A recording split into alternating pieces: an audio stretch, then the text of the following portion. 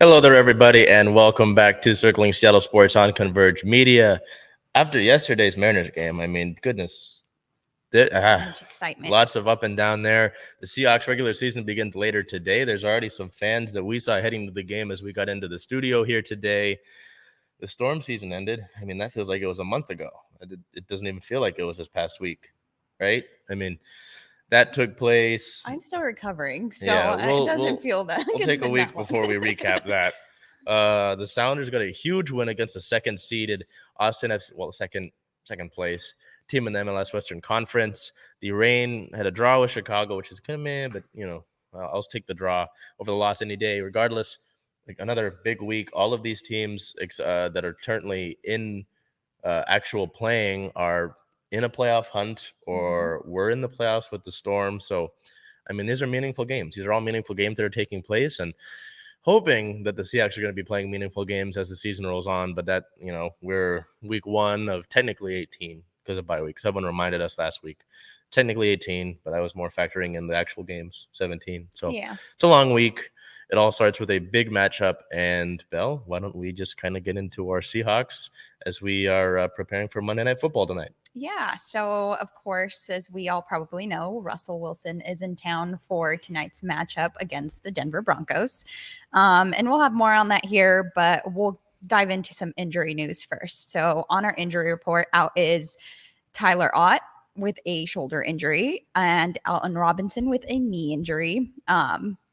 Are those injuries or just kind of, do we know what the basis of the reason? So Tyler Ott is your long snapper, which injuring your long snapper is never good. Right. I know that they signed somebody to take that role for tonight. He's been elevated off the practice squad. I believe Ott's been talking about surgery because I think it popped out the shoulder. Oof. So that's not good. I was reading about Alton Robinson. That could be a long-term thing, which is also not good. So those two, out for this game. Some of the games, it's like some injuries, it's like, oh, you're out for one game. Right. Those two might be longer term than just this week 1 matchup against Denver, which is not good. That's unfortunate.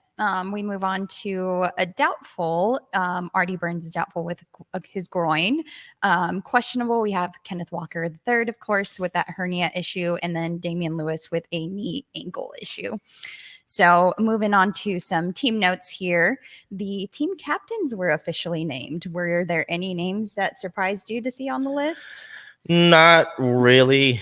I mean, maybe I think if kind of actually, that we look at it again here, you can see the list. Tyler Lockett on offense, defensively, Quandre Diggs and Al Woods get the captaincy on their chest, and on special teams, Nick Bellore.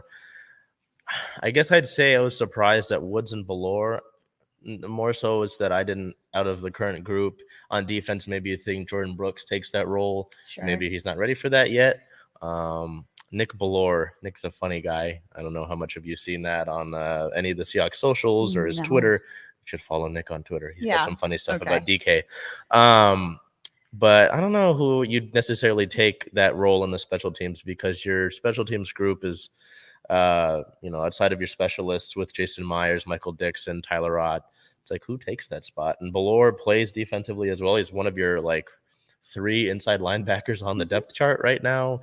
So maybe it's just because he's kind of been around. He's got a good command of a bunch of different spots on this roster. That's where that comes from. And he held that captain position last season too, I thought. Yes. Right? Yeah. So perhaps no surprise there. But on offense, Tyler Lockett makes sense. Our buddy Jimmy thought that maybe DK could wear that in a little bit. I don't doubt that. I figure that's something that comes maybe next year.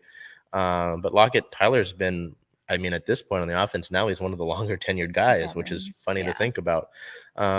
He recently got engaged, so congratulations to Tyler on that. But he's, perhaps one of your most steady guy on this offense, and I agree. Always seems to be a really calm and even keeled presence. So I think that's a good pick. Quandre is a great guy as a football player, and just from a leadership standpoint, he's also funny on Twitter. Al is a longtime veteran, I think this is his third stint with Seattle, and he's a great defensive tackle up the middle. So, I mean, they all make sense when I think about them, but when I saw the list, I was like, Al Woods. Interesting. Because I kind of think we'll see Brooks take that over here sooner rather than later, but perhaps it's not that time yet. Yeah. We'll move on to some more team news here. On September 6th, Tyler Lockett made his opinion known that he believes that Seattle fans should actually cheer for Russell Wilson. I know there have been some polls about how he should be received. So, yeah, that's Lockett's position on everything. He thinks that we should give Wilson a warm welcome when he returns. Of course, he's brought a Super Bowl here. You know, they did win. He's had some accomplishments here. So what do you think is going to happen? I know that the argument is, you know, with that Super Bowl related comment, you know, the defensive, obviously the Legion of Boom, you had solid receiving core in Jermaine Kearse, Doug Baldwin, Sidney Rice got injured earlier in that year. Obviously Marshawn Lynch is mostly your offense there, but you know, if you have Matt Flynn, do you think you win a Super Bowl? I don't really think so.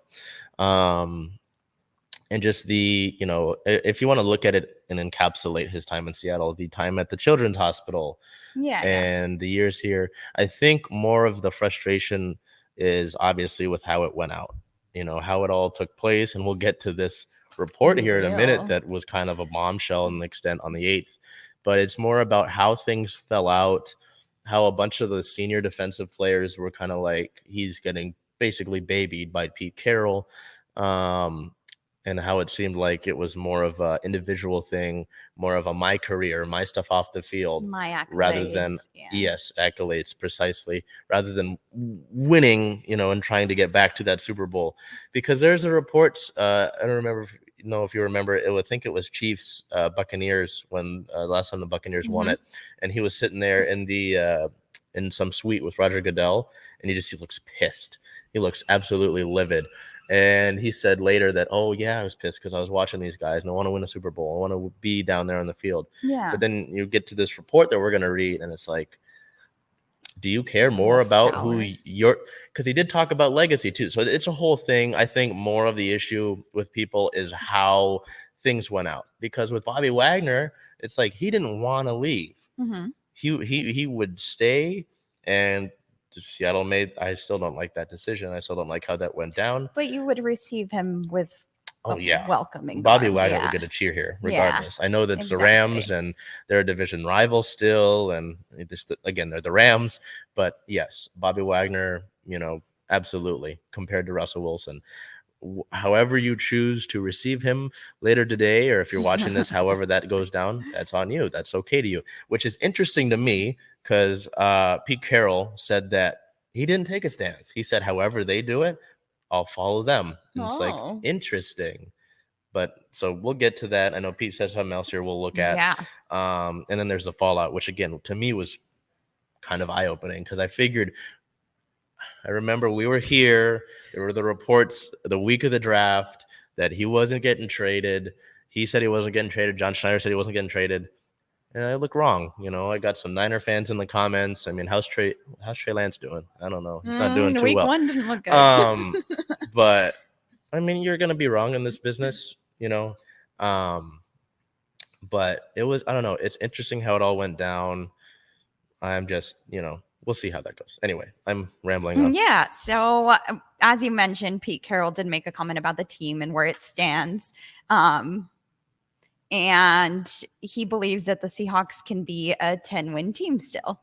So what are your opinions, or how do you think the season goes? No, not 10 wins. I think at most you get 7 to 8. Okay. That's my bar, is 7 to 8. I'm not, because what in betting, that's like 7.5. 10, no. I don't think that's a possibility. I know we were going to look through the season here, but if we just look at this I mean, you play Atlanta. Atlanta's got a bad roster. I know they had a lead over the Saints, and they blew that lead. It's typical Atlanta fashion, as we'll get to the Mariners segment here later on in the show. But I mean, you look at this, you do play that New Orleans team, you play the Niners twice, and the division games, none of those teams are easy. LA, yeah, okay, you play the Chiefs. Ooh. Not so that's a loss there. The Jets, sure you could take that one. The Panthers, not too sure. They gave the Browns a good fight. You play the Raiders. That's a good roster too.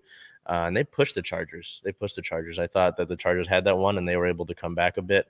Oh, I see. That Buccaneers game in Munich. It's Tom Brady. You know, how much are you going to say with Tom Brady? The Giants, you can beat Saquon Barkley. They had to come. No, were they the ones that had to come back win yesterday? One of them. They did come back. Yeah. They did come back. You play that Chargers team. You play the Saints. Probably could beat the Lions, but the Lions are going to be scrappy. Scrappy. So yesterday. I don't think you can beat 10 wins. I personally. Well, I was gonna be more on the hopeful side, and I was gonna possibly agree with Pete. But after going through the schedule, I think Chargers, we'll wait to see how Bucks. week 1 goes in this matchup before to really gauge where the team is at. That's a good point. Yeah. That's a good point. Because again, with preseason, you know, you're seeing obviously it was like, okay, there's some wide receivers that need to figure things out. There's the quarterback situation, obviously. So yeah, I'm sure by the time we get to a week 2 or 3, you'll see, you know, a bunch of guys who weren't playing. We didn't see Jordan Brooks at all in the preseason, or Kenneth Walker, little to no Rashad Penny. Right. So it's like you haven't really seen the full squad yet. And again, with this Denver game tonight, I said it last week, I believe, Pete Carroll gets up for these games. He typically gets his teams up for the big games. And I was thinking about this before we headed to the studio today. How much of that was Russell Wilson also getting into the big game, or was it just Pete Carroll getting the whole group ready? You know, you think about through the years, the teams that this team beat the Chiefs back in 2018, a good Chiefs team, beat the Patriots on the road a few years ago, which probably shouldn't have won that game.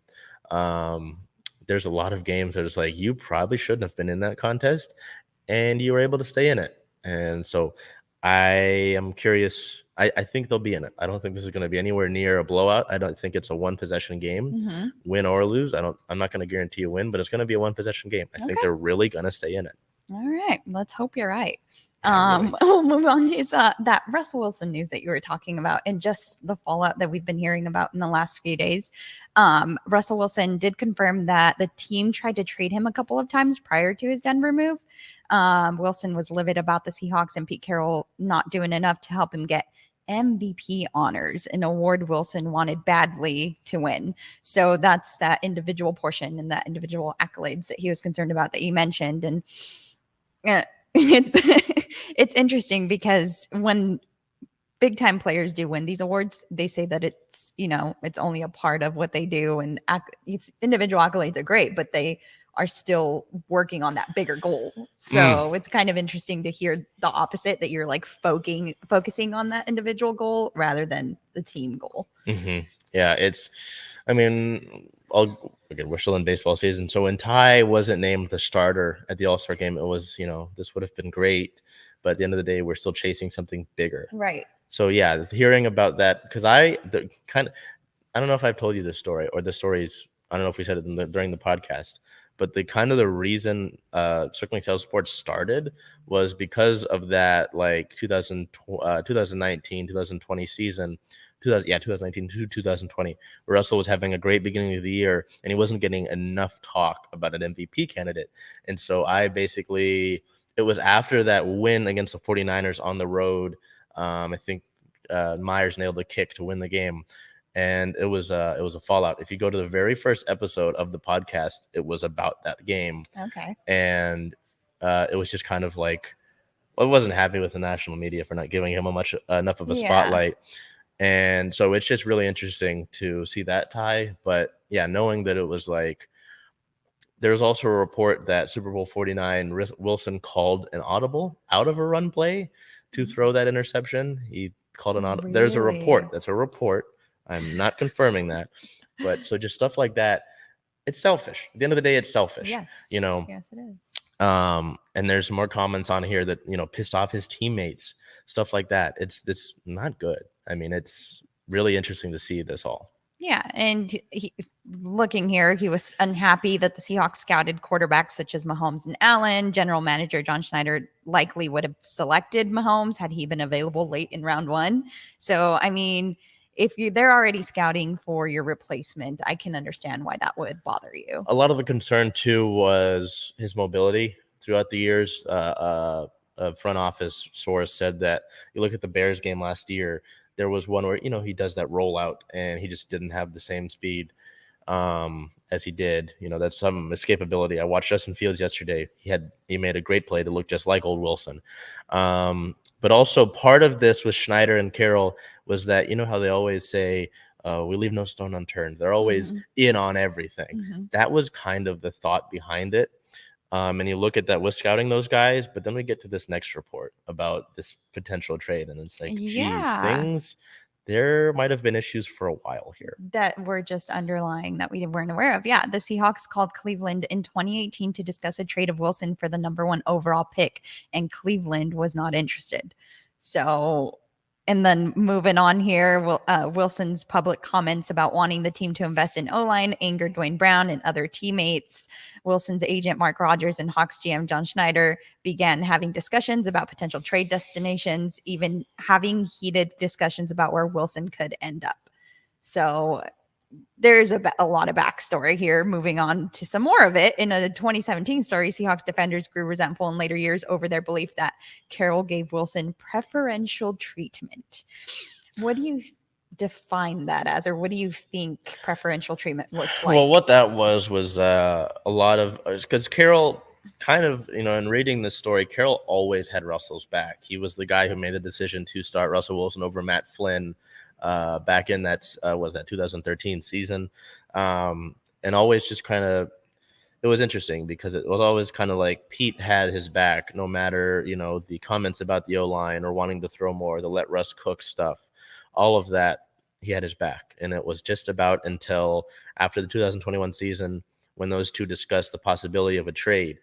So it seems like more it was Russell was kind of your big star, and I'm going to protect him, as opposed to guys like Richard Sherman, Cam Chancellor. So it's a team game. At the end of the day, you shouldn't treat one guy better than the others, even if it's the quarterback.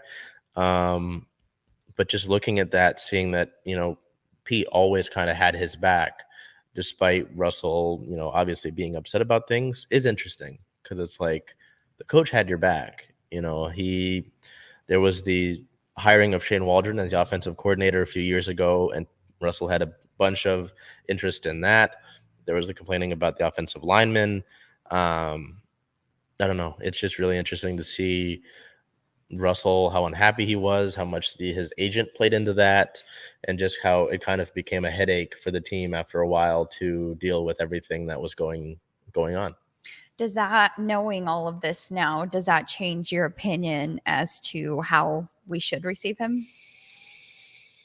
I mean, it's kind of like, hey, maybe a little bit. Maybe it's like I lean a little bit more towards Boo, because again, I get it. I got the contributions, but at the end of the day, it was how the relationship broke up. If it was a clean break and it was like, okay, sure, fine. If it wasn't one person, if it wasn't Russell's fault and they both outed him, we want him out. We don't like him anymore. It's like that scene from Toy Story where he drops Andy. I don't want to play with you anymore.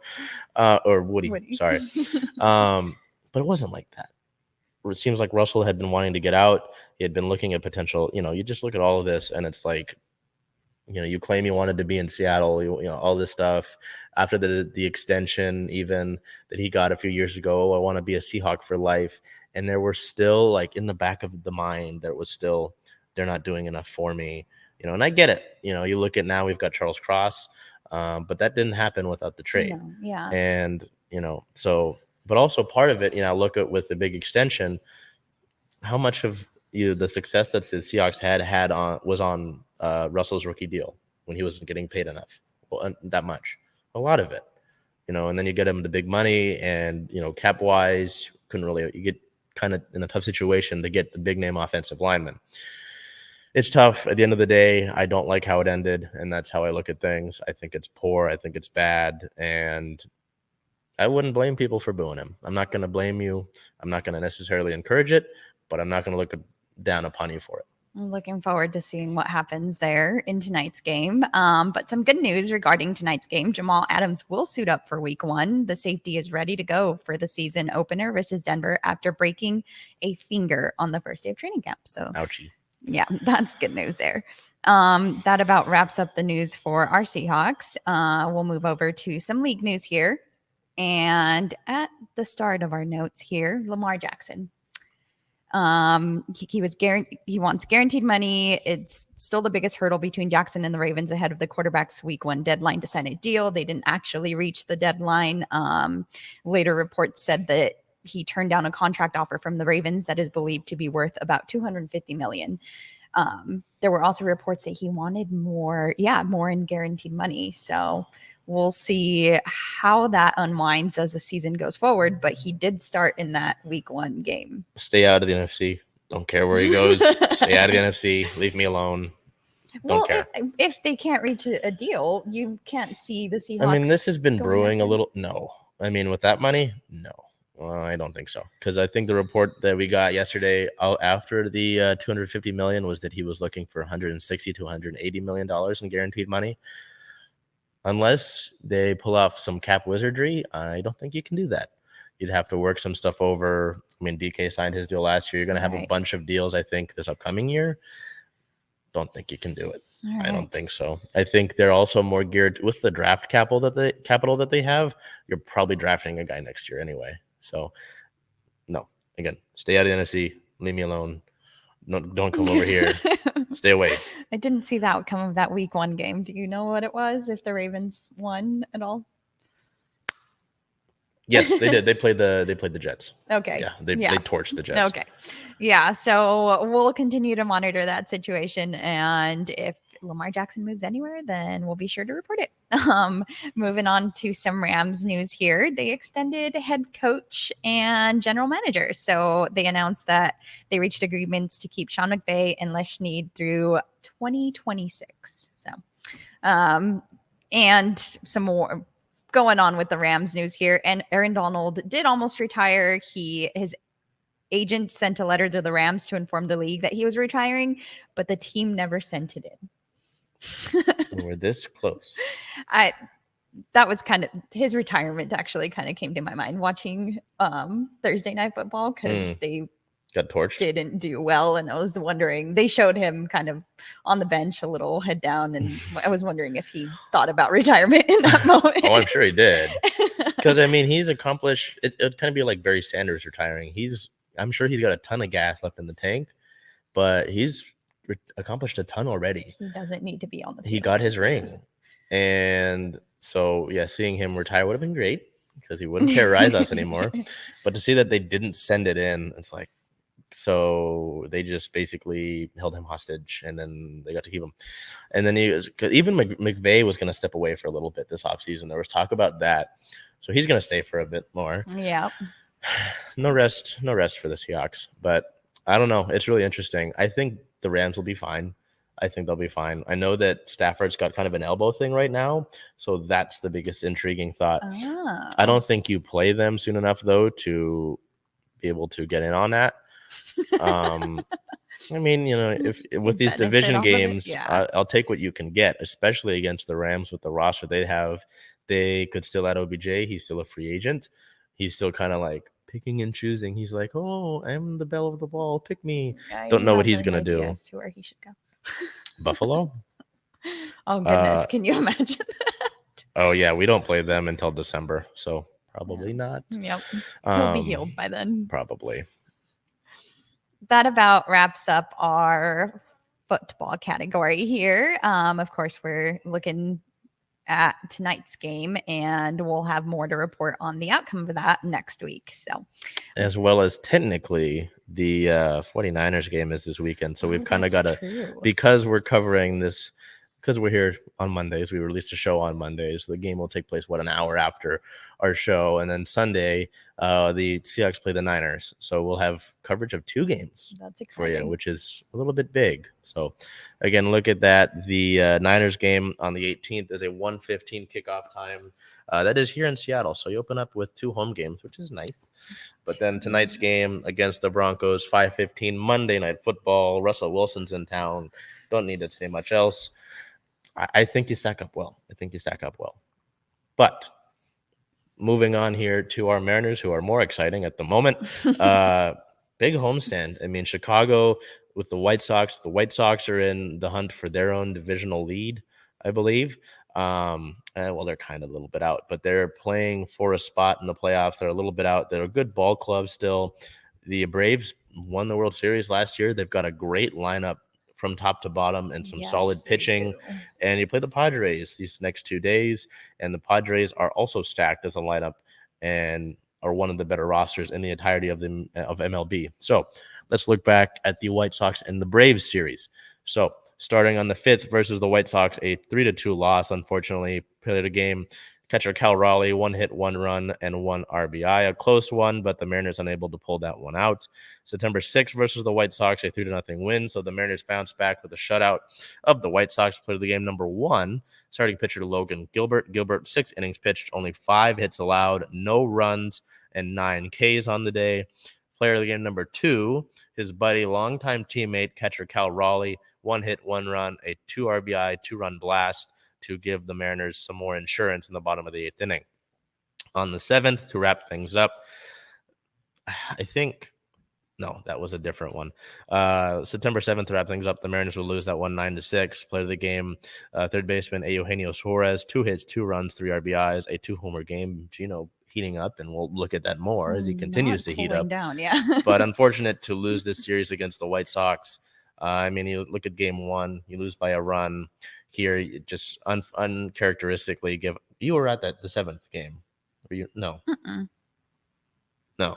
That was you still. I'm getting old. But the 7th, that one, uncharacteristically, the pitching staff unable to really hold Chicago. 9 runs is not good. But considering how much pitching has carried you, it's kind of like, well, they're going to have their off game here and there. So in that game, yes, I remember this game. Okay, sorry. So Eugenio Suarez collected his 1,000th career hit. It was a home run. So his first career hit was a homer. His 1,000th was a homer. Kind of funny. And then Luis Castillo began this game striking out 7 consecutive batters, which is a franchise record. And then after that, a little bit later, things would fall apart. Run started to mount up, and it was like, oh, shoot, what's going on? So tough one there, but then, you get a day off, and you don't even get a day off. You get a day off, and then you have the defending champs in town, which is no easier contest. We look at this series against Atlanta on the 9th versus the Braves, an opening 6-4 loss for the game. Designated hitter Carlos Santana, 2 hits, 2 runs, 3 RBIs, a 2-homer game. Basically tried to pull them on his back to a win, carrying, but was unable to do so. Bell discovered the press box ice cream machine today on that game. September 10th versus the Braves, a 3-1 win. So this one, close down to the. Well, look at these 2 games. First 2 games tight, down to the wire, close. You're playing the defending champs really well, which should be a good sign of where you are overall going into the playoffs and even in the actual playoffs themselves. Played the game left fielder Sam Swaggerty, 1 hit, 1 run, an RBI, and 2 defensive gems. Just great in left field. We'll get to that in a little bit here. And then Sunday, September 11th versus the Braves, an 8-7 absolutely ridiculous win. We'll get to that and why it was in a minute. Played the game number 1, third baseman Eugenio Suarez. Gino, 2 hits, 2 runs, 2 RBIs, and a walk. He again hits 2 homers, and he gets his second walk-off of the season and his career, actually. Because that one earlier in the year against the Blue Jays was his first career walk-off. And then player of the game number 2, center fielder Julio Rodriguez. Julio, a 3-for-4 day, so 3 hits, 2 runs, 2 RBIs, and a walk. He hits 2 homers, including a leadoff homer to begin the game and a game-tying solo homer in the bottom of the 9th. So, goodness. God, that Sunday was wild. So, again, though, to look at the first 2 games in the series, really solid. I mean, you play Atlanta really well, and you're able to get a series win. But that Sunday game, so you go throughout the game. Julio hits that lead off in the bottom of the first. Whoa, Julio. And as the game goes on, the Mariners eventually have like a 1-6 lead, and you're like, hey, you're kind of taking, you're doing pretty good against the defending champs, the Braves. When they got the win in game 1, took the lead in the NL. I think it's the NL. Oh, I think it's NL East. Take the lead in the NL East. This is a good team. You can drop a game against them. If you're able to win the series, that would be great. You know, I don't expect you to sweep the Braves. And then the top of the 8th, Eric Swanson gives up a solo homer, and you're like, shoot. Okay, 2-6. That's 4 runs. You should be fine. Your bullpen's great. You get to the top of the 9th, and Diego Castillo and Paul Sewald give up a collective 5 runs. And all of a sudden, you're down 7-6, and you kind of look up, and you're like, what is going on? Hell just happened? And, you know, because, again, Los Bomberos, they've been great all year. Just, again, with the pitching, just like in that September 7th game against Chicago, eventually you're going to have a bad game or two. And this one. Paul Sewald's been great. It's just, unfortunately, when he's off, he gives up homers. And it's like, ew. Usually it's going to, he's usually great, but when he's not. So in the bottom of the 9th, though, Julio comes up, and his heroics, he's able to hit a game-tying homer, and because I think Haggerty was going to bunt and just was easily out. And you're like, shoot, you know, why are you bunting? You've been great all year. Yeah. The defense was already playing it anyway, so they're ready for it, regardless of how fast you are. And then Julio slams a ball that had an exit velocity of 117 miles an hour. That thing got out of here in a hurry. That's been said already. But, man, you think, okay, wow. Rookie of the year, by the way. Adley Rutschman's great, but he's no Julio. You're thinking this might go into extra innings. Yeah, I'm thinking, okay, that's fine. We can push it into extras now. Ty France comes in to bat. He had the day off. He goes out. And then Gino comes to the plate. And Gino, he's been on a great run. I believe now it's 5 of his last 7 hits have been homers. You're like, geez, this guy, he has 13 strong since August 1st, which is the most in baseball. Yep. And hits an absolute rocket that was almost robbed by Michael Harrison in center, I believe. I think he got a glove on it, but he couldn't bring it down. And all of a sudden, you've won the game. And you're like, oh, shoot. Because off the bat, I could tell it was going. But I was like, I don't know. He might rob it. Yeah. And you've got an 8-7 win. And it's like you took a series against the defending champs. You were in all of those games. You didn't get blown out. Your pitching stacks up well. I mean, this shows you just the potential of this ball club and what they're doing. With Fangraphs now, you've got a 99.9% chance of making the playoffs. You're about 7 games above Baltimore for the last team out of the playoffs. So, figuratively speaking, the drought is over. It's just about where you go for the seeding now. Yeah. It's about making that number 1 or number 2. Because, again, if you host number 1, you get at maximum 3 games. You still have the rest of the games to play. But we look at the rest of the group. Toronto and Tampa Bay will start playing each other a bunch from here on out. 4 times? I believe so. In the next 4 5 or days 5. Or something? Yeah. I think it was 4 in the next 5. Good point. Baltimore is going to play those teams as well. The Yankees only have like a 6-game lead over Tampa Bay, so we could see one of those teams switch division lead, and the Yankees had like a 15-game lead at one point. So it's like, this is the point that we've been talking about for like a month now. These teams are going to play each other. So this is really big because you will have to obviously play your games. That's still something you have to do, but you kind of control yourself here. You control your own destiny where you'll be able to just win your games and take care of business. Obviously, again, you have to do that, but you're going to have some outside help in determining that. Because we look at the schedule here, and you've got the Padres next. You go on the road for 4 against the Angels, 3 against the Athletics, go to KC. Tell me which of these teams are good. None. You get out of this homestand against the Padres, and it's kind of like, okay, these are teams you should beat. Yeah. You look at the Angels, again, I know they got Ohtani and Trout still, but you should be able to take that series. Oakland don't need to say much. The Royals, they've got some guys, they've been stingy, but still, I mean, they got tickets as low as $7 to go to their games. Come on, $6. Oh my goodness. You could go to the Angels game for $2. That's ridiculous. Oh my goodness. That is crazy. Texas back here at home. Okay, so you go on this long road trip. Okay, so you end this 2 games for the homestand. You play the Angels for 4, Oakland for 3, and then Kansas City for 3. And then your homestand from the 27th of September through the 5th of October is 3 against Texas, 3 against Oakland, and 4 against Detroit. One of those is a doubleheader. So get tickets for those October games, but you should be able to take care of business against these teams, and then those other teams play each other. So it's like, unless something happens where one of those teams just dominates the rest of their opponents, you should be able to take that number 1 spot and just hold on to it and go. But that's obviously something you've got to take care of first. But things are looking solid, especially getting a series win on a walk-off against Atlanta should be a huge boost for you, right? And, I mean, you played this Padres team. They didn't have Juan Soto yet. But you played this Padres team well last time you played them. I think one of the games was on the 4th of July. And then the 5th of July. So get out of this homestand, ideally. You're what? You won 1 game against, so you're 3-3 right now. If you can go 4-4 or 5-3, you're looking good. Mm-hmm. So things are looking good, but got to get through it first. Anyway, let's get to our players of the week. I went with Gino. So Eugenio, 20 plate appearances over the past 7 days, 7 hits, 5 runs, 5 homers, 6 RBIs, 22 total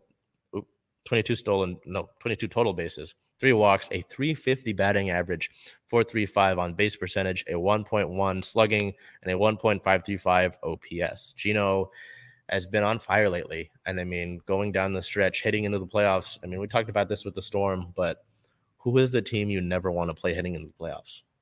Team that's hot. And with guys like Gino that are hot, you're going to need that. And to have him playing like he is, I mean, against these teams, the biggest players show up in your biggest moments.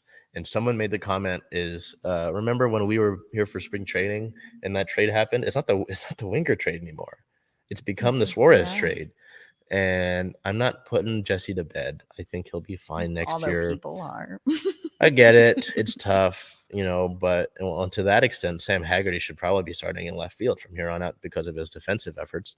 But I'm not putting Jesse to bed. He'll be here next year. He'll be fine. But this is huge. Speaking of Haggerty, you went with him with player of the week, and I don't blame you, but what was your reasoning behind it? So I'm sure you'll throw up the stats here, but it wasn't so much because of his stats. It was because of his efforts on the defensive end. We know that center field is the no-fly zone because Julio does so well to protect it. But imagine going up to bat and then thinking, like, I can't go center field, and now I can't go left field because Haggerty's making these incredible catches. And yeah, you can't risk this whole side of the field now because these guys are doing so well defensively. So it was amazing to see. I feel like he came through exactly when they needed him to and was just kind of a safety net for that series. So it was great to see. We will move on to our team news. Yeah, luckily, no injury news. And, with the way that rosters are right now and how you're kind of locking in your roster, we're not going to see much roster moves. There could be some stuff. The rosters aren't locked in yet, but obviously very minimal in the last few weeks. But on the 8th, it was announced that the Mariners nominee for the 2022 Roberto Clemente Award is Marco Gonzalez. Marco is nominated for the award that is bestowed annually to the player who best represents the game of baseball through extraordinary character, community involvement, philanthropy, positive contributions both on and off the field. Marco's list of what he's been able to do charity-wise is really long. Marco and his wife Monica have led efforts in the Pacific Northwest to raise awareness and funds to support research for multiple system atrophy, which is a rare degenerative neurological disorder that impacted their family back in 2016. Marco's, I mean, we could really kind of sit here and look at the list of things, but he's worked with the Home Plate Project, the Coalition Against Domestic Violence, and more. So, I mean, Marco is a great representative for this award. That's awesome. Regardless of what he does on the field, he was rock solid yesterday, by the way. I know I didn't mention that when the Braves, but he did great against that lineup. I mean, you can just look at some of the philanthropical work. He does a great job. So a hats off to Marco on that. And I think I really hope he could win that award. But ultimately, we'll see that. Not sure when the voting is for that, but I think you can go online now and vote for Marco. So go vote for Marco. I'll put the link out there, but I suggest you go do so. So we look over to league notes now. On September 8th, some Dominican prospects are going to sue the Angels. Keterson Pavon and Wnba Finals allege that the Angels basically went back on verbal agreements to sign both of them. So this lawsuit could mean big things for how prospects being signed to teams is handled.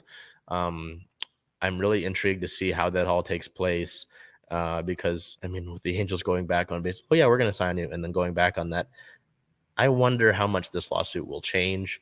But just seeing how some of these players are treated is really interesting because I know the Mariners signed Julio through the international prospect pool, I believe. So how we get some of these players is going to be big, depending on how this lawsuit goes. For sure. On the 8th, also, it was announced that the MLB was going to vote on some rule changes, such as the pitch clock and shift restrictions.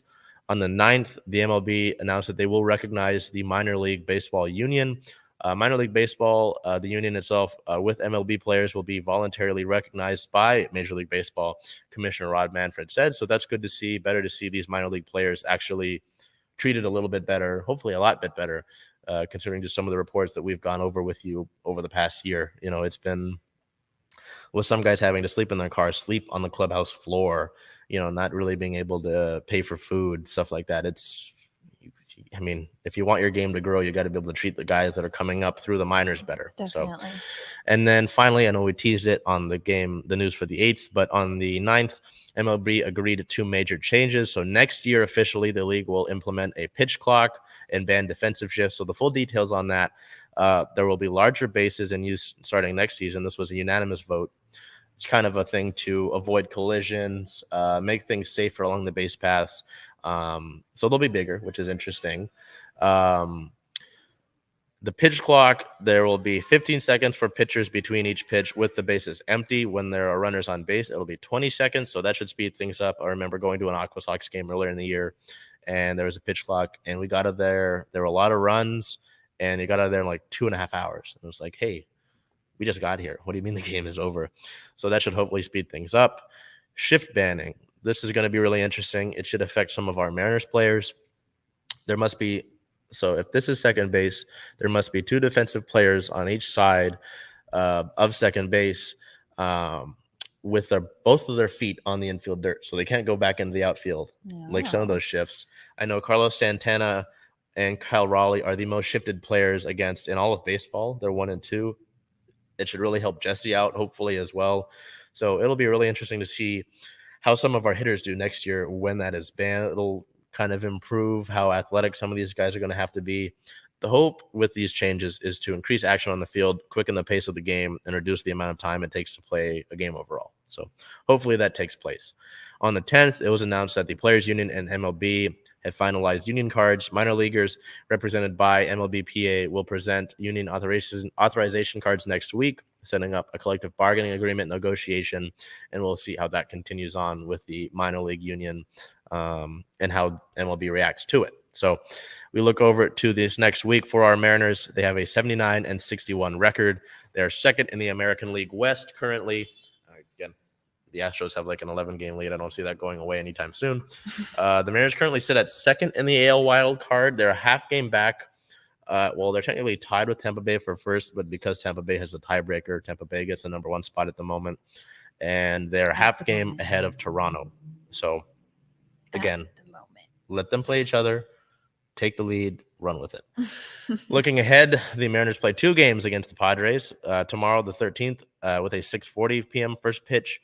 And then the 14th, did I say 13th or 14th the first time? You said 13. Okay, Yeah. good. On the 14th is a 1:10 start. That is a Wednesday. That is also Latin Heritage Day. Excited. I want them to bring back the Los Marineros jerseys. I'm going to die on that hill. And then you go down to LA to play the Angels of Anaheim for 4 games. I'm going to die on that hill as well. September 6th is a 6:30 p.m. start. September 17th is a 6:07 p.m. start. And then both the 18th and the 19th are 1:07 p.m. starts. So specific. I don't know why they are. Gotta kind of dampen the mood now. Why don't we get into our storm news? The Storm playoff run is unfortunately over, which also marked Sue Bird's last game ever. It was a very emotional game. Unfortunately, they lost to the Aces 97-92 on September 6th. Our player of the game is forward Brianna Stewart. She had amazing efforts, 42 points, 7 rebounds, 6 threes, 3 steals. Unfortunately, just came up a little short. Our second player of the game was, of course, Sue Bird, because we had to honor her and everything that she's done for our city. She is, of course, a 4-time WNBA champ, an all-time assist leader, 13-time All-Star, and the WNBA win leader. She's been in the league for a long time, and it's going to be a lot different to not see her face around. So key takeaways from this game. First off, I, of course, want to congratulate the Aces for moving on and say that Chelsea Gray is a monster. I think you don't even need to, you just need to say her name. What was it that Hunter, one of the people at the media table, said, put out a tweet out that said a Seattle fan yelled at Chelsea Gray and said, "Leave us alone." I mean, Chelsea Gray's been on fire all series. I mean, we talked about this heading into the series. This is in a Vegas team that's really deep.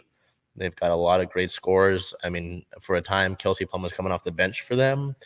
They've got Asia Wilson, who's now a 2-time MVP, which we'll leave that there. Yeah, we'll leave that there. There are just teams of destiny in some games. I mean, like last year, Chicago from a 6th seed to win it all.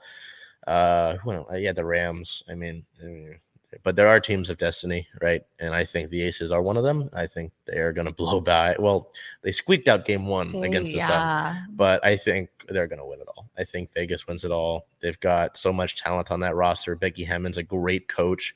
I said this to Belle after the pregame press conference from Hammond. I was like, she really knows. She said a lot of the right things. She knows what. She's a really smart woman. I was like, wow, because.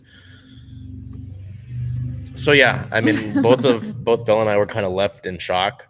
Once the game ended, I just kind of stood there, waiting. I didn't head right to the press conference. I just stood there. I was like, wow, what just happened? Because I mean, 97-92, it was just pretty similar to that other game. Game 3, the overtime game. You had 4-point lead with 11 seconds, I think it was, and then. Things changed real fast. I mean, Stewie, 42 points, 7 rebounds, 6 threes, 3 steals. Stewie looked unconscious. There were several points where she was just going at Asia. Boom, boom, boom, knocking threes down. But at the end of the day, I mean, no third scorer really. Tina only had 2 points. I mean, she was great rebounding and such, but there was no third scorer really. I mean, Jewel had a great game. She set a career playoff high.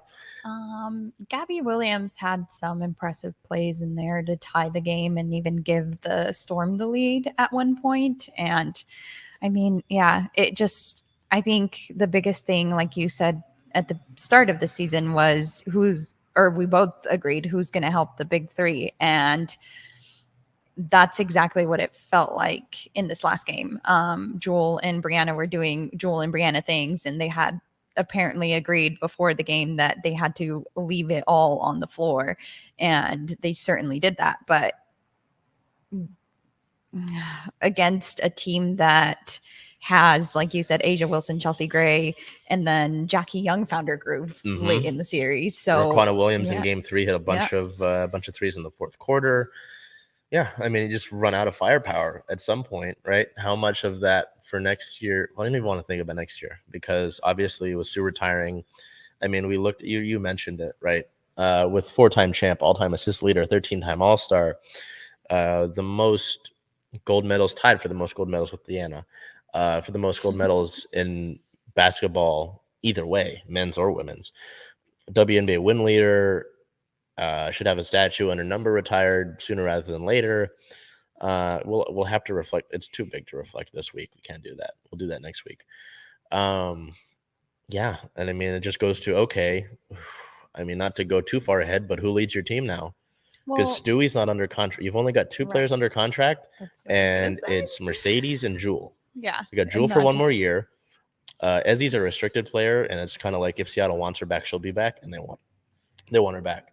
Stewie has basically no indication that she's got a foot out the door, but her and Gabby, with how the WNBA prioritization works, Yeah. it'll be interesting to see what they do because they make more money overseas.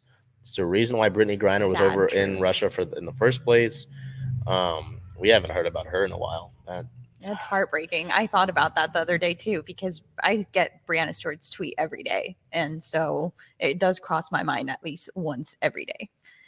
So there's that. And the fact that the WNBA would fine you for doing that is a little stupid. I don't like using that word on air, but it's stupid. Yeah, we're not going to pay you enough, but then we also aren't going to allow you to go get money elsewhere. Mhm. And don't come to me or the comment section with, oh, nobody supports these games. Look at the crowds from these games. Sold out crowd last You and week. I, merch table. How ridiculous is it to try to get merch? Oh my gosh, yeah. No. So it's there, but the WNBA isn't properly handling the audience they're getting. That's its They own had other to- discussion. yeah, they had to we- turn people away at one point because Oh, they yeah. ran out of sizes and Oh, people yeah. were just like, "Oh, okay, Yeah. get out of line." So then. take my money. Oh, you don't want it? Well, Yeah. you know. But yeah, I mean, you're gonna have to completely redo this roster next year. I had a friend that basically said, "You got Stewie and Jewel, you're gonna compete." I'm like, "Hey, that's got a point," but Do we have Stewie?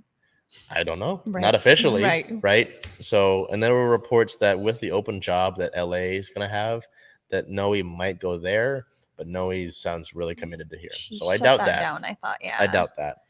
And Tina Charles did not have an exit interview. She declined. I think Tina's gone. I personally think Tina's gone. She came here to win a title this year. She said that. She made it apparent multiple times. How much of a contending team this is next year, I don't know. So I think she's gone personally. So she's- it really was championship or bust. Yes, yeah, for her. yeah. Yeah. I mean, she made that apparent with the Sun, and when that wasn't happening with Phoenix, I mean, the Mercury. Pardon me, With It's the my bad. Mercury, Yeah. made that apparent with the Mercury, and when that didn't happen, wanted She out of jumped there. ship, yeah. And a bunch of Mercury players talked bad about her, regardless. And I know we had a bunch of Storm fans that talked bad about Tina. Tina was a contributing member of this team, and I don't like that. I don't like the comments that a bunch of them had. Some of them blamed her for missing those free throws in Game 3. You should have been putting yourself in a better position, arguably. It's like kind of blaming the refs for things. It's like, yeah, there are points where the refs impact things, but you should play better than to not have that impact the game and be the reason you lose. I think Tina's gone though. Regardless, I think she's gone. But I mean, I think it speaks to the magnitude, just like you said, that there's only 2 players on contract next season. So that just right there, that tells you how different this team could look. Yeah. I mean, who's your point guard? You got to go get a point guard. And a backup because And we a also backup. lost Breon. Yep. Breon January. Brown January retired. I apologize for that. I mean, she's a champion. Oh my God, just talking about it. I think it was Stewie and Jewel talking about it post game is when we had the chance to get her in free agency, we said hell yeah, because it means we didn't have to play against her. I mean, that's awesome. Brianne liked some of our photos, by the way, which Matt behind the camera, she liked some of. Ooh. I got the DMs for that, so yay. But yeah, it's incredible. We'll have to look at it later in the off season, but where do you go? Where do you go from here? I mean, I have this thing here. Storm ends in Game 5. How would you rate the season? I think a lot of people, it's disappointing because you wanted to obviously send Sue and Bree out the right way, and you couldn't do that. But also, you just didn't have the better team. I think Vegas had the better team, arguably, right? I mean, because if you take Asia and Stewie and then they weigh each other Cancel out. each other out, yeah. But okay, Jewel, maybe put Jewel and Kelsey. Okay, those two are out. Who's matching up with Chelsea? Oh God, no one. Who's messing up with Jackie Young? Just like Coach Quinn said, Who's no matching one up on with planet De'Erica Earth can Hamby? guard Chelsea Gray. You start, we weigh stars against stars, and you lose that battle.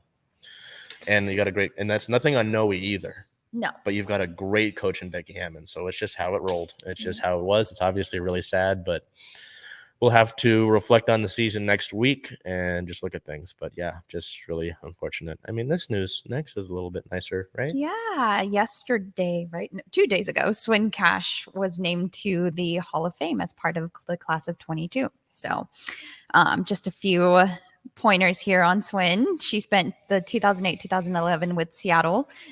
She has had a 14-year playing career, 3-time WNBA champion, 4-time WNBA All-Star, 2-time WNBA All-Star MVP, 2-time All WNBA second team, a WNBA 20th anniversary team, WNBA 25th anniversary team, and she's one of 11 women to receive an Olympic gold medal, an NCAA championship, a FIBA World Cup gold, and a WNBA championship.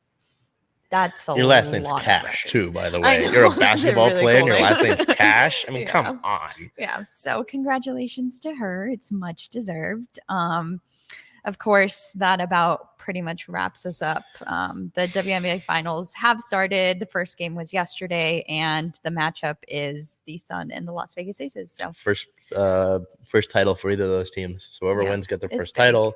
I don't have a rooting interest. I think the Aces will win it though. I'm not going to be like, oh, Vegas or oh, Connecticut. Either way, I'd be okay with either of them winning because, I mean, you want to see parity in this league, right? And I wouldn't really consider Vegas that big of a rival. They're just a better team. Chelsea Gray dominated this team, and she gave props to Seattle and Sue Bird after in the press conference. They were both, her and Asia were both really respectful, really cool people to talk to there. Yeah, I think the thing that resonated with me the most was in order to be the best, you have to beat the best. And she was referring to Sue Bird in that. So, yeah. I mean, we did talk about that when we were heading into game 3. I mean, well, game 4, right? If you want to beat you got to be the best. You got to beat the best. Same thing. You couldn't do that.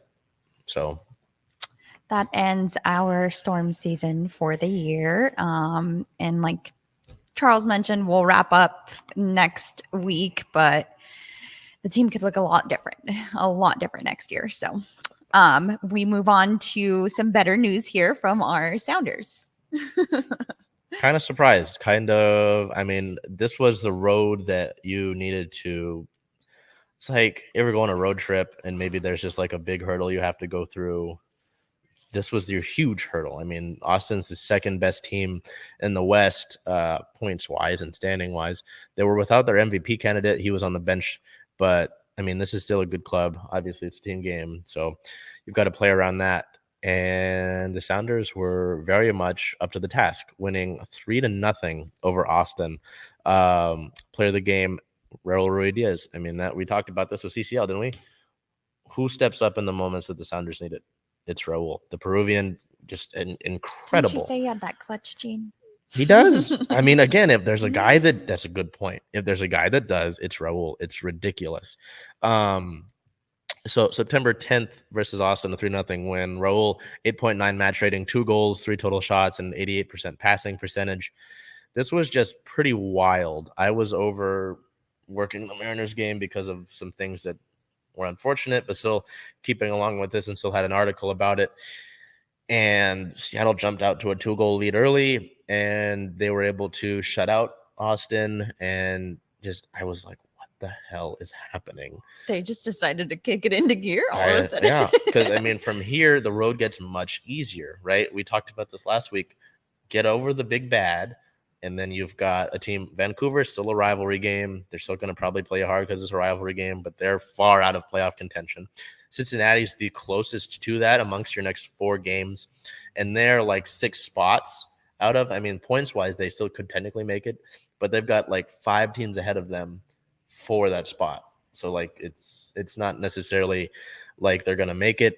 Kansas City, out of playoff contention.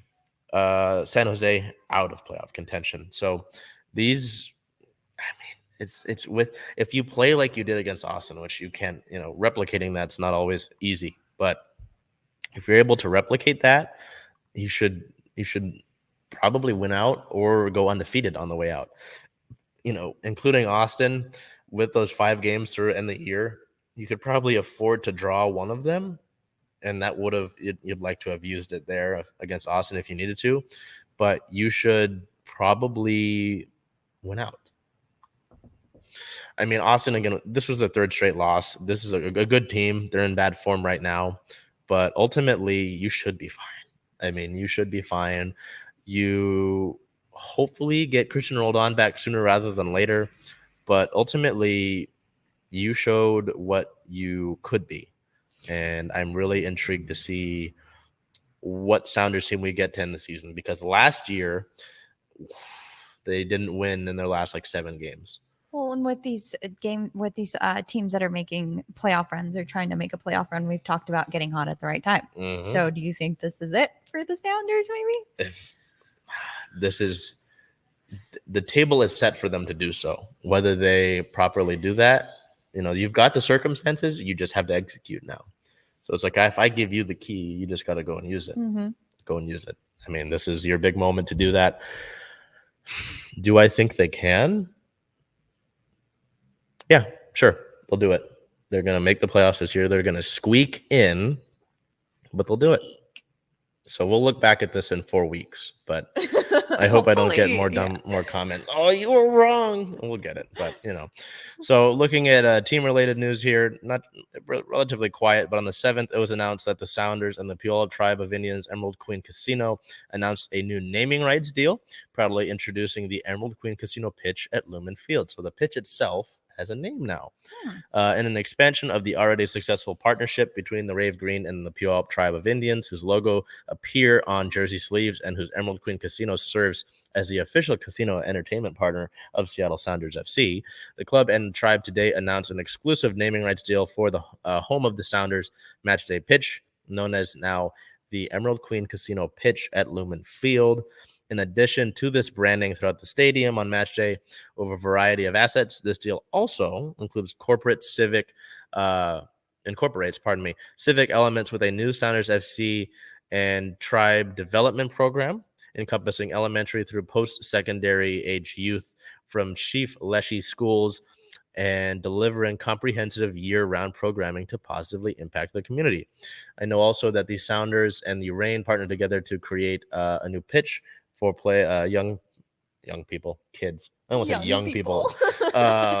For kids to play on a fan-funded pitch. So it's exciting to see, not only obviously with the sports that we cover, right, but what these teams do in the community. You like to see more and more of that, but to see this, I think that's pretty cool to see that program and to see what the Sounders are able to do with that moving forward. So wanted to touch on that. So looking ahead, the Sounders record now sits at 12 wins, 15 losses, and 3 draws. It's still ridiculous. 3 draws, only 3. They are in 9th place in the Western Conference. They have 39 points, which is 4 out of a playoff spot. Their next match is September 17th, this Saturday at the Vancouver Whitecaps. This is a 7 p.m. Pacific time start time. This is, again, a rivalry game, so I expect them to play them tough. I don't expect it to get easy at all. And I'm sure you guys are counting down, just like I am, the start of the Kraken season. But this week we don't have any Kraken news again. That's a good point, actually. Did you see our countdown on the Circling SeattleSports social medias? We are 30 days out today from the regular season. We're going to be posting clips every single day until the regular season begins from the Kraken season. So please make sure you're following us on social media for that. Today it was some Matty Benier stick work against the New Jersey Devils. So again, 30 days out. We don't have official dates for training camp. If we did, I'd tell you. But even with talking with PR, we don't have official dates for training camp. I know the guys are in Seattle practicing stuff, but there's no official training camp quite yet. So wow, but we're 30 days out. Yep. All right. Hey, that's on the team to figure things out, right? So sorry to steal it back from you. Go for it. We continue, I guess, with the soccer related stuff and head into our Reign. September 9th versus the Chicago Red Stars after about I believe it was 14 days off between regular season games. The Reign split points with Chicago and a 2-2 draw. This one was a little tough. Player of the game, midfielder Rose Lavelle an 8.6 match rating, 1 goal, 85% passing, 2 chances created, and 5 total shots. Rose was all over the pitch for the Reign. This was tough because the Reign came out and scored first relatively early, and you're like, okay, you come out, this is what you need. Jordan Heitzema scored her first NWSL goal in the regular season. So the young Canadian, she's 21 too. Where did I go wrong athletically? This is terrible. But then before halftime, you gave up a goal that you probably shouldn't have given up. Head coach Laura Harvey was understandably pissed. And then in the second half, you give up a penalty on a handball, which is kind of, I wouldn't have ruled it a penalty, but I'm not a referee. And so all of a sudden you're down 2-1, and you're like, what the heck is happening? And Rose Lavelle was luckily able to equalize this game late. And, so you split points, which is fine. Again, you're fine. But you would have liked to get the 3, but I think a little frustrating to deal with that. So, I mean, overall, it's fine. It's okay. It's not the end of the world, but it's like, it's tough. It's tough. I mean, as we look here through the rest of the regular season, the Reign, they're in a playoff spot, and they're pretty solidly in a playoff spot. But they do mathematically, they have the chance to move up to first place. I really think they can. Kansas City is in first place currently, and they've just been on an incredible run. But we look here. Let's look at the schedule. So they go down to play North Carolina, which the Courage are historically one of the better clubs in the NWSL, but as of late, they're just not no bueno. So that's your next match. Ideally, you'd like to get 3 points out of that. That's the first of 3 games on the road. After that, you go down to play Gotham. They're a tough situation. They've got a good amount of talent on that roster, but they fired their coach a little bit ago. They just lost to Kansas City. Let's look at the table here if we can. Oh, the Seahawks chant going on outside. Let's look at the table here. Yeah, Gotham is the lowest team on the table. So, again, North Carolina, they're in 8th. They're kind of on the outside looking into the playoffs. They're in reach, but it's tough for them.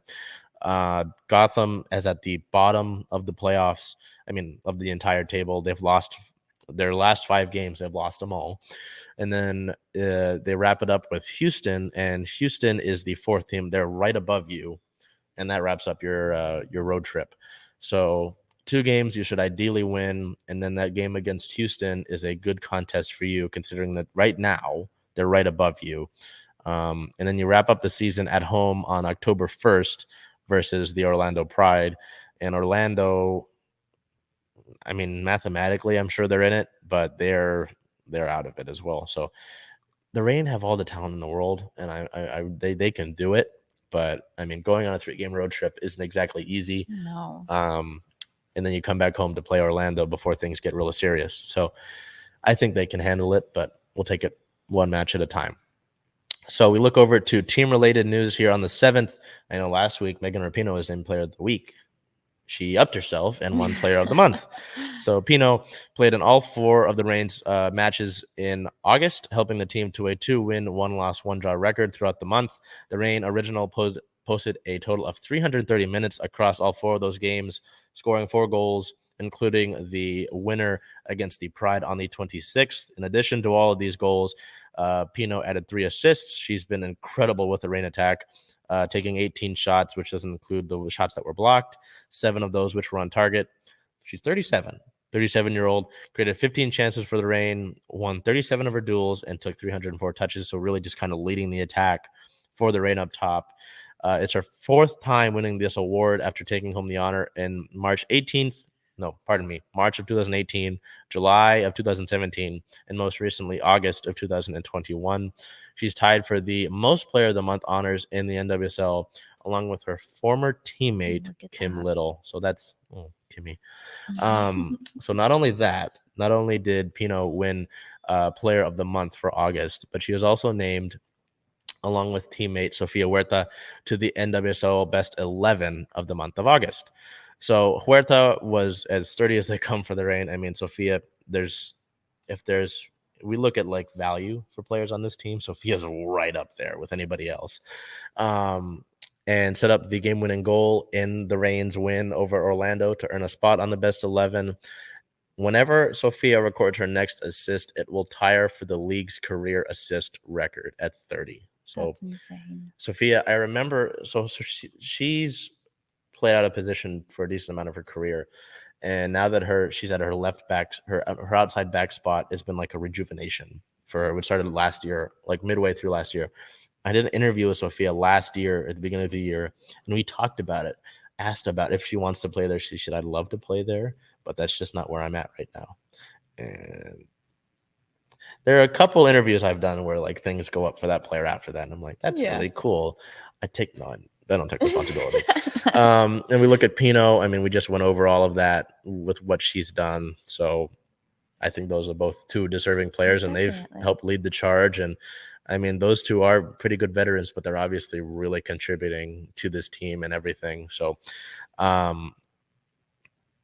it's we look at the Mariners in a playoff hunt, the Rain are in a playoff spot currently. The Sounders are battling for it. Out of what the Storm just were in the playoffs. So out of the teams that were or are actively playing, all but one, and the Seahawks are just starting their season in a playoff hunt or are in a spot. I mean, this is Seattle sports, man. I mean, this is ridiculous. So it's great to see, and I hope that we obviously all continue to. I mean, the same thing. We're gonna go back to it with the merch, with the Storm. The Rain, the lines are always long, and you don't always have the merchandise to give to these people. So it's like a lot of their money. You got to be better about taking advantage of that. So anyway, pretty good week for the Rain, even though they got the draw.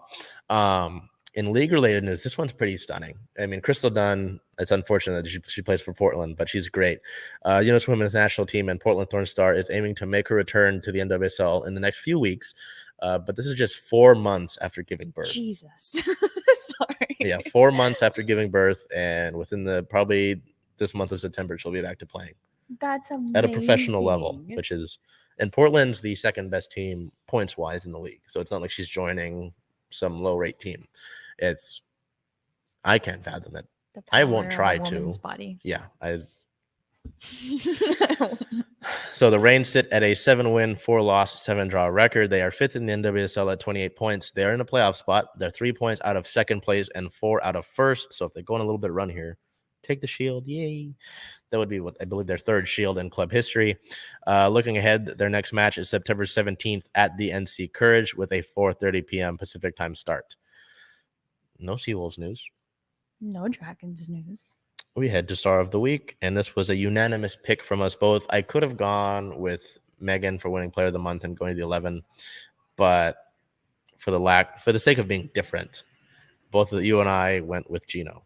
Do you want to? For the sake of being different, we went with the same person. Yeah, there you go.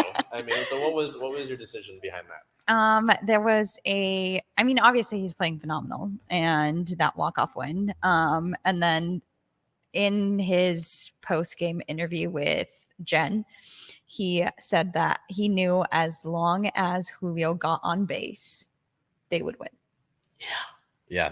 He went into that super confident. And I love that. I love that for him. So it's been, I know that a lot of people in Cincinnati really loved Gino and Jesse to see them get traded. It was tough when they got traded. In their interviews, they were obviously upset.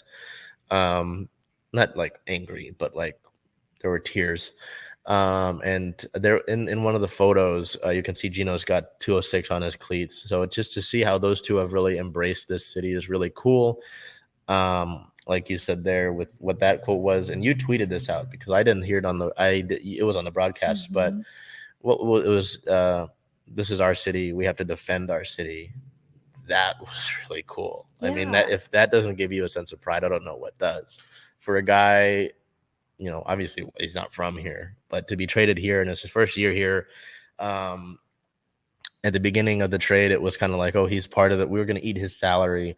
And to see how he's been producing, he leads the team in homers. He's played great defense at third base. He's heating up right now.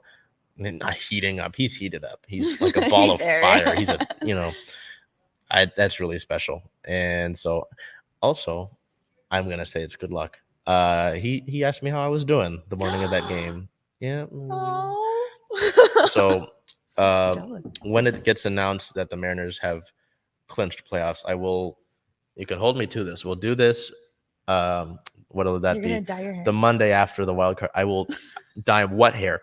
I'll dye half of the scalp, like the Cruel de Vil cut he had. We'll do that. So, or I'll get a wig or something. But for Gino specifically. So, the good vibes continue to roll. They do. In Gino's spirit. But this has been really fun. The Mariners have been really fun. The Seahawks season begins tonight at 5:15 Pacific time on Monday Night Football against our ex Russell Wilson and the Denver Broncos. The Mariners continue to roll on, and they've just beat the world champion Atlanta Braves in 2 out of 3 games. The Sounders continue. Well, Storm damper. I was all excited there. We'll get to our Storm recap next week, as well as a recapulation. That's a new word now of Sue Bird's career. The Sounders have set a great foot forward as they look to continue their postseason streak. The Rain remain in a playoff spot and easily could strike ahead forward. Until we get more, we'll training camp coming up sooner rather than later. Thank you, people behind the camera. Curtis with us here today, helping us set up things on this nice giant green light that sometimes hurts my eyes. Oh, we're going to have to look at that for Monday Night Football because that's what the Seahawks are going to look like, that giant green. Yep. All our photographers throughout the weekend, from Matt to Liv to Proof, obviously Bell being here, helping out with things and enjoying the press box ice cream. I don't blame you. The sprinkles. Cookies and cream. Cookies topping, Oreo topping. They didn't have that the first day I was there, but I got it the second day. Anyway, until we see you next week we're going to be through the middle of the month of September. That's pretty wild. Until we see you next week with some Seahawks news, some more Mariners news, Storm recap, Sounders recap, Rain. Until we see you next week, take care of yourself. Be well. Do all right with the air quality. I know it's tough right now with the fires we've got up and along the coast in the state of Washington. So take care of yourself, hydrate, try to stay out of it if you can. But until we see you then, do whatever you can to make today a great day.